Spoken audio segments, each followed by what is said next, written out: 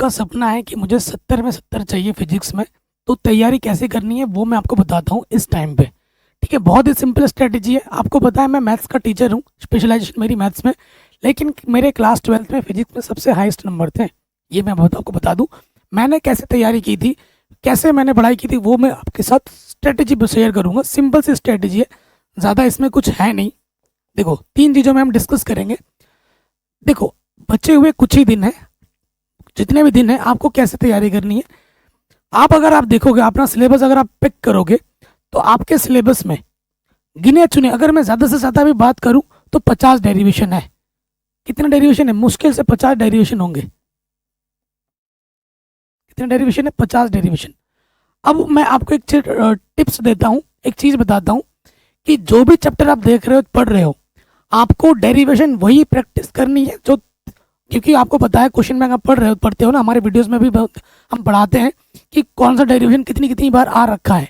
हम बताते हैं इंपॉर्टेंट जो डेरिवेशन 2 बार 3 बार 4 बार, हर चैप्टर में कुछ टॉपिक कुछ डेरिवेशन ऐसे हैं जो हर साल आते ही आते हैं, ये पता है आपको। तो उनको बना लीजिए।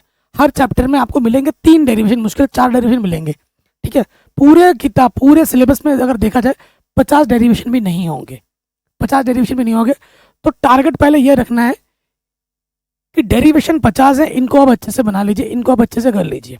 डेरिवेशन बहुत इंपॉर्टेंट, डेरिवेशन बहुत ज़्यादा एग्जाम में आते हैं। ठीक है, आपको वो डेरिवेशन नहीं करना है जो एक बार आया है, कभी आया है। ठीक है, और जो कभी नहीं आया है वो तो पिक ही मत करो इस टाइम पे। अगर पहले तुमने पढ़ रखा है तो अच्छी बात है।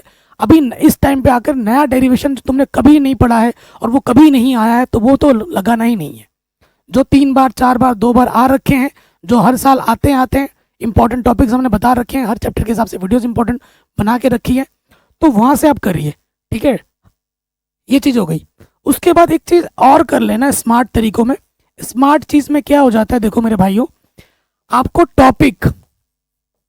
टॉपिक हो गया, डेरिवेशन हो गया, ठीक है, और न्यूमेरिकल्स हर चैप्टर में मिल जाएंगे।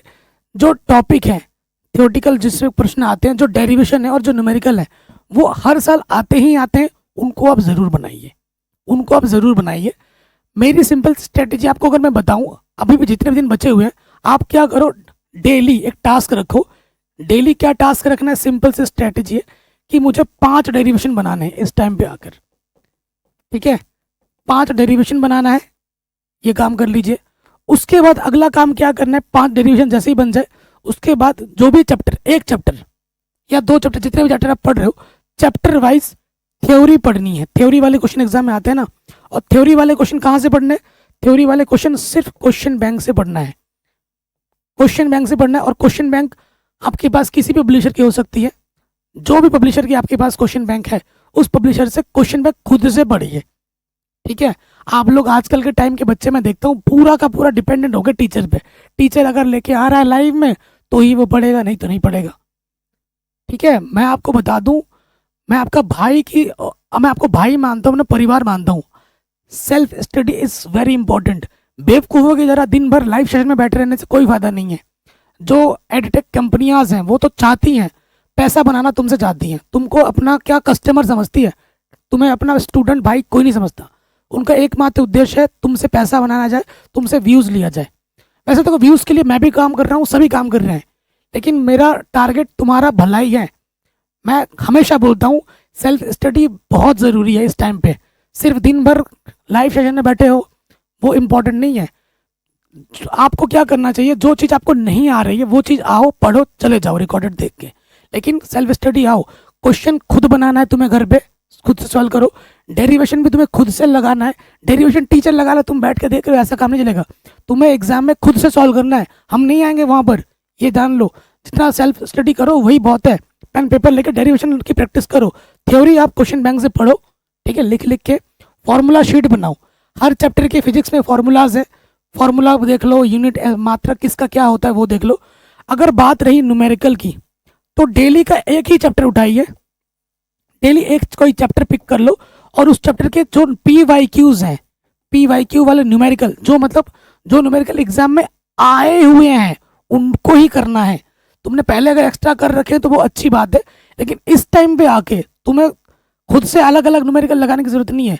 जो एग्जाम में आए हुए हैं बस उन्हीं को कर लो, कि वही एग्जाम में आएंगे और उसी टाइप का ही आएगा, इस उससे अलग कुछ नहीं आएगा। आप सोचोगे एनसीईआरटी का लगाऊंगा मैं, आईआईटी जेई का लगाऊंगा, मेंस का लगाऊंगा न्यूमेरिकल, भाई उससे क्या ही होगा? तुम बोर्ड्स का एग्जाम दे रहे हो, तुम आईआईटी के एग्जाम दे रहे हो क्या?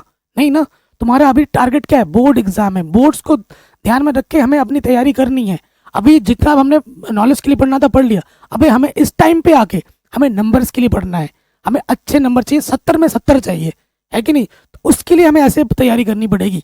आपको क्या करना है, जैसे कुछ डेरिवेशन में कुछ फिगर अच्छे से बना लेना, प्रेजेंटेशन पे भी ध्यान देना, ठीक है? सूत्र अच्छे लगाओ, कैलकुलेशन मिस्टेक्स ना हो, ऐसा ही मात्रक आपको कहाँ पे कौन सा लगाना है ये अच्छे से आना चाहिए। तो सिंपल सी स्ट्रेटेजी है, डेली 5 या डेली जो भी चैप्टर आप पकड़ रहे हो उस चैप्टर का डेरिवेशन हाथों हाथ निपटा दो उसी दिन। उसी चैप्टर के न्यूमेरिकल PYQs क्वेश्चन बैंक में मिल जाएंगे, हमारे वीडियोस में मिल जाएंगे, उनको बनाओ। देखो अगर आप एक क्वेश्चन हमारे वीडियो से देख रहे हो तो कम से कम 2 क्वेश्चन आप खुद बनाओ, खुद से सॉल्व करो, खुद से सॉल्व करो पेन पेपर में। ये नहीं कि जो क्वेश्चन देखा वही सिर्फ सॉल्व कर रहे हो, ऐसा नहीं होना चाहिए। जो क्वेश्चन देख रहे हो उससे मिलता जुलता 1 से 2 क्वेश्चन तुम खुद और बनाओ, तो होगी सही मायने में प्रैक्टिस, ठीक है? ये चीज़ ध्यान रखना है। और थ्योरी, क्योंकि फिजिक्स में 3 ही चीज़ आती है, डेरिवेशन, डेरिवेशन हो गया, थ्योरी हो गया और न्यूमेरिकल हो गया, दैट्स इट। और कुछ आता है क्या बताओ? नहीं आता। इतनी सी चीज़ है, ठीक है? मैं तो सबसे आसान फिजिक्स को मानता हूँ, समझ रहे हो? जब मैं बीएससी में था तो मैं फिजिक्स सबसे लास्ट में पढ़ता था। और ये अंदर की बात है, जो 11-12 तक का फिजिक्स पढ़ रहे हो वही सारे टॉपिक आगे भी आने वाले हैं, सेम चीज़ सेम रहने वाली, थोड़ा सा एक्स्ट्रा आता है। लेकिन गणित एक ऐसा विषय है जिसमें हर चीज़ हर सेमेस्टर नया नया आता रहेगा। तो एक चीज़ आपको मैं बता दूं, इतनी सी स्ट्रेटजी आप फॉलो कर लीजिए बस। और क्या है, साथ ही साथ आप रिवाइज प्रॉपर कीजिए। थ्योरी वाले क्वेश्चन आप बार बार देखते रहिए, क्योंकि थ्योरी वाले क्वेश्चन में क्या सूत्र याद करने पड़ेंगे। थ्योरी से अगर आपको समझ में आ रखा है तो अच्छी बात है, नहीं तो कुछ कुछ चीज़ें आपको याद भी करनी पड़ेगी, परिभाषा वगैरह, उस पर भी आपको ध्यान देना है, ठीक है? इतनी चीज़ कीजिए, आप अच्छा करेंगे। मिनिमम डेली कम से कम 3.5 से 4 घंटे आपको फिजिक्स पढ़ना ही पढ़ना है। 4 घंटे मान के चलिए डेली कम से कम, उससे ज़्यादा पढ़ोगे तो और बेहतर है, लेकिन इतना तो पढ़ना ही है, ठीक है?